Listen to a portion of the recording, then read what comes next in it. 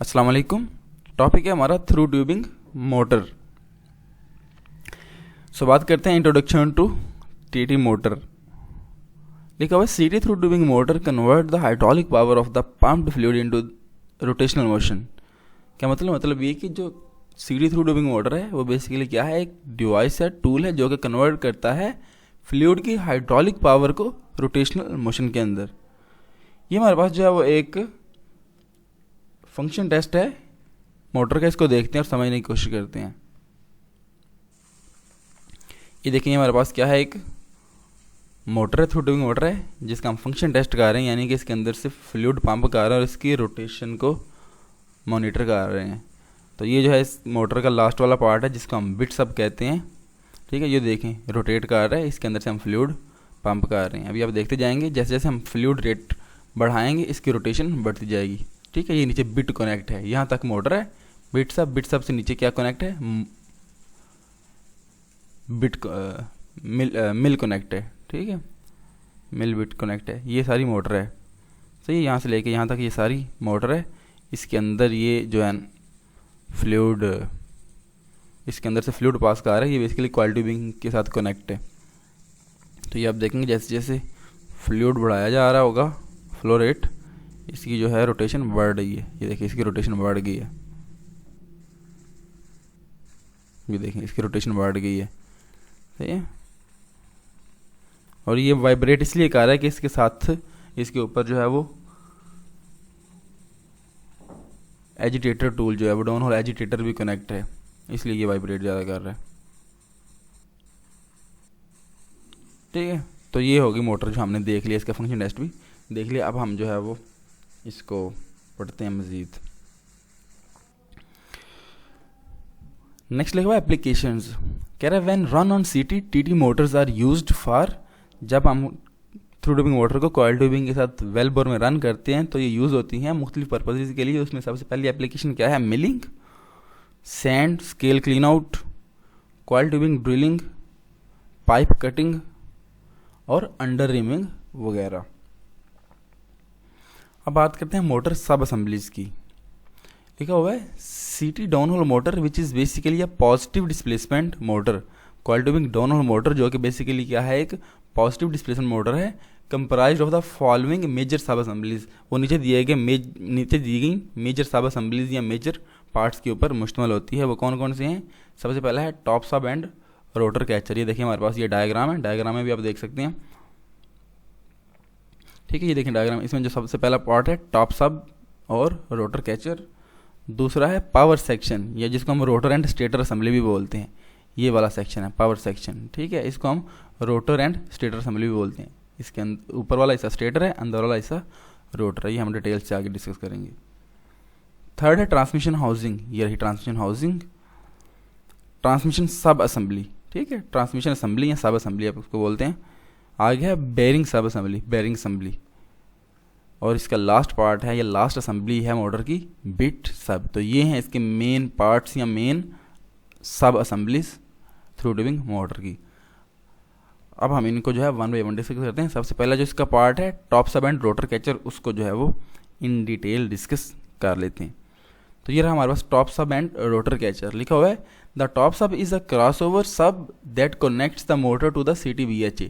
Top sub basically क्या है, ये एक क्रॉसओवर है जो कि कनेक्ट करता है CTBHA को उससे अपर BHA के साथ, यानी कि मोटर से ऊपर जो भी हम टूल कनेक्ट करेंगे उसके साथ कनेक्ट करने के लिए यूज़ होता है top sub. The upper connection is the standard API box connection while its lower end has a pin connection to make up to the power section.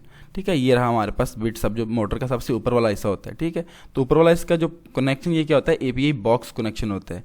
ठीक है, ये देखें ऊपर वाला हिस्सा क्या है, बॉक्स कनेक्शन है, और इस टॉप सब का जो नीचे वाला हिस्सा ये पिन कनेक्शन है। ये देखें ये इसका पिन कनेक्शन है और ऊपर वाला बॉक्स कनेक्शन है। बॉक्स कनेक्शन ऊपर वाला इसलिए है कि ऊपर जो हमारा कॉइल ट्यूबिंग का टूल होगा उससे हम इसको कनेक्ट कर लेंगे, और नीचे वाला पिन कनेक्शन है जो कि नीचे पावर सेक्शन से कनेक्ट है। ये देखें ये इसका पावर सेक्शन है। ठीक है, पावर सेक्शन जो आपने पहले भी बताया था कि रोटर एंड स्टेटर असेंबली को कहते हैं। और पावर सेक्शन का जो ऊपर वाली ट्यूब होती है स्टील ट्यूब, जिसके अंदर स्टेटर इलास्टोमर लगा होता है, जो कि हम नेक्स्ट देखेंगे। ठीक है, तो ये जो हमारा टॉप सब है, ठीक है, इसके नीचे वाला हिस्सा पिन कनेक्शन, ये देखिए हमें नज़र भी आ रहा है, ये ये जो इस कलर में है डार्क ब्राउन कलर में, ठीक है। और ये बाहर क्या है बेसिकली पावर सेक्शन, या हम कह सकते हैं स्टेटर ट्यूब है जो इसके साथ कनेक्ट है। आगे लिखा हुआ है motor top subs are designed with an integral internal rotor catcher device, a safety feature that allows the motor to be tripped out of the hole in the unlikely event of a motor connection failure, thus minimising the probability of a time consuming fishing job. क्या मतलब कह रहा है कि जो motor का top सब है उसके अंदर एक रोटर कैचर असम्बली जो है वो इंस्टॉल होती है। देखिए ये नीचे जो है वो रोटर है और ये ऊपर जो है वो कैचर असम्बली लगी हुई है। ये इसलिए कि अगर ड्यूरिंग जॉब हमारा ये वाला जो कनेक्शन है, ये वाला कनेक्शन अगर ओपन हो जाता है एक्सीडेंटली किसी वजह से भी, तो हमारी जो मोटर है वो नीचे गिरेगी नहीं। ये जो हमारा रोटर है ये ऊपर टॉप सब के साथ कनेक्ट होगा तो हम मोटर को जो है वो रिट्रीव कर लेंगे और हम फिशिंग जॉब से जो है वो बच सकेंगे। सही है। अब नेक्स्ट हमारा सेकंड पार्ट है पावर सेक्शन, जिसको हम रोटर एंड स्टेटर असेंबली भी कहते हैं। इसको डिस्कस करते हैं। लिखा हुआ है the hydraulic energy provided by the drilling fluid in the form of flow and pressure is converted by the power section into mechanical energy in the form of torque and speed. तो power section basically क्या करता है, जो hydraulic energy होती है fluid की flow and pressure की form में, उसको कन्वर्ट करता है मैकेनिकल एनर्जी में in the form of torque and speed. यानी कि फ्लो और प्रेशर को ये टॉर्क और स्पीड में कन्वर्ट करता है पावर सेक्शन।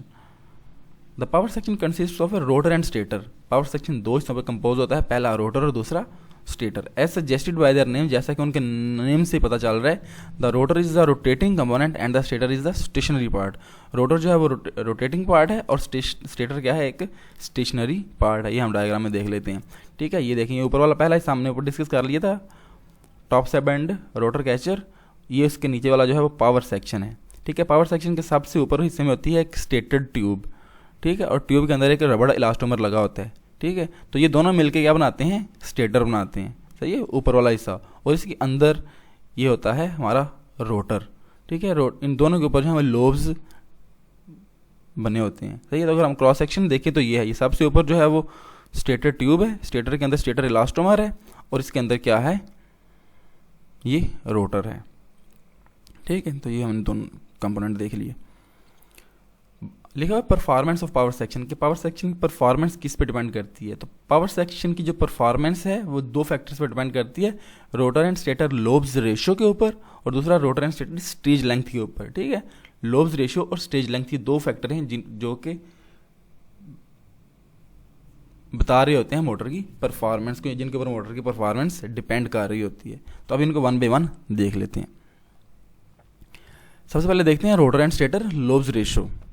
कह रहा है the cross section of the power section is defined by the number of lobes which determine the output speed and torque of the power section. कि जो पावर सेक्शन का cross section उसको हम define करते हैं किस बेस पे, number of lobes के ऊपर, और नंबर ऑफ जो कि क्या डिसाइड करते हैं, आउटपुट स्पीड एंड टॉर्क। ठीक है, टॉर्क और आउटपुट स्पीड को डिसाइड कर रहे होते हैं नंबर ऑफ लोब्स की रेशियो। कह रहा है generally power section with more lobes produce higher torque and lower speed than those with fewer lobes. कि जितने लोब्स की तादाद ज़्यादा होगी उतनी टॉर्क ज़्यादा होगी और उतनी स्पीड कम होगी। ये देखिए हमारे पास जो है वो क्लियर हो जाएगा। ये देखिए यहाँ से इस तरफ को जब हम मूव कर रहे हैं तो लोब्स की तादाद बढ़ रही है। देखिए यहाँ पर जो रोटर के 2 लोब्स हैं और स्टेटर के 3 हैं। यहाँ पर रोटर के 3 लोब्स हैं, स्टेटर के 4 हैं। यहाँ पर रोटर के 4 लोब हैं, स्टेटर के 5 लोब हैं। यहाँ पर रोटर के 5 हैं और स्टेटर के 6 हैं। इसी तरह आगे बढ़ते जाएं तो यहाँ पर हम पहुँच जाएंगे जहाँ पर रोटर के 9 लोब हैं और स्टेटर के 10 लोब हैं। यहाँ पर एक बात हमें और भी देखने को मिल रही है कि जो स्टेटर है उसमें एक लोब एक्स्ट्रा है जो कि क्रूशल है रोटेशन प्रोवाइड करने के लिए। तो जैसे जैसे लोब्स रेशियो बढ़ रही है, टॉर्क बढ़ रही है और स्पीड कम हो रही है। Power sections are described by the ratio of their rotor and stator lobes, for example 1/2 और 4/5। जब किसी भी मोटर के पावर सेक्शन की बात करेंगे तो उसकी लोब्स रेशियो को भी बताया जा रहा था कि इस मोटर में जो है 5/6 की जो है वो लोब्स रेशियो है। दूसरा जो हमने फैक्टर पढ़ा था परफॉर्मेंस से रिलेटेड वो था stage length, stator stage length. अब स्टेज लेंथ को डिस्कस कर लेते हैं। कह रहे हैं power sections are also characterised by the number of stages and their stage length. Number of stages और स्टेज लेंथ पे भी इसकी परफॉर्मेंस डिपेंड कर रही होती है पावर सेक्शन की, विच इज़ डिफाइंड। अब स्टेज लेंथ को डिफाइन किस तरह से करते हैं, which is defined as the length of one complete 360 spiral of the stator elastomer. जो स्टेटर इलास्टोमर है उसके जब उसकी जो रोटेशन है जब वो कंप्लीट 360 का चक्कर मुकम्मल कर लेती है तो जितनी लेंथ बनती है उसको हम क्या कह देते हैं, ये स्टेज लेंथ है। इसको जो है डायग्राम से देखते हैं। तो ये देखिए, ये है ना स्टेटर, तो ये जो है वो इसके रोटेशन है, स्पाइरल बना हुआ है। तो यहाँ से जब ये स्पाइरल स्टार्ट हो रहा है और जब दोबारा ये पूरा चक्कर 360 का आग काट के यहाँ पे आ रहा है, ठीक है। तो जितने पोर्शन में वो 360 का चक्कर मुकम्मल करता है उस पोर्शन को, उस लेंथ को हम क्या बोलते हैं, स्टेज लेंथ बोलते हैं, ठीक है। तो आप स्टेज लेंथ से एसोसिएटेड कॉन्सेप्ट को देख लेते हैं। कह रहा है द लॉन्गर अ स्टेज, जितनी स्टेज लॉन्ग होगी the slower a power section will rotate in conjunction with its lobe count, ठीक है। जितनी स्टेज लेंथ ज़्यादा होगी उतनी आरपीएम कम होंगी और उतनी टॉर्क ज़्यादा होगी। However longer stage length will produce higher torque, जितनी स्टेज लेंथ ज़्यादा होगी उतनी टॉर्क ज़्यादा होगी। More the number of stages more will be torque. अब ये तो हमने स्टेज लेंथ के बारे में बात कर ली। अब नंबर ऑफ स्टेजेस, जितनी नंबर ऑफ स्टेजेस ज़्यादा होंगी उतनी टॉर्क ज़्यादा होगी, लेकिन नंबर ऑफ स्टेजेस के बढ़ने से स्पीड पर इफेक्ट नहीं पड़ेगा। There will be not any decrease in RPM due to the increase in number of stages. तो ये थे हमारे दो जो मेन कंपोनेंट हमने मोटर सब असेंबलीज के डिस्कस कर लिए। बाकी जो 4 कंपोनेंट्स हैं, remaining parts will be discussed in next lecture. ये जो बाकी 4 पार्ट्स हैं वो हम नेक्स्ट वीडियो में जो है वो डिस्कस करेंगे, ताकि हमारी जो अंडरस्टैंडिंग है वो अच्छी तरह से डेवलप हो सके। So thank you very much. That was all about the motor and for this lecture. We'll discuss the next part in the next video. See you in the next lesson.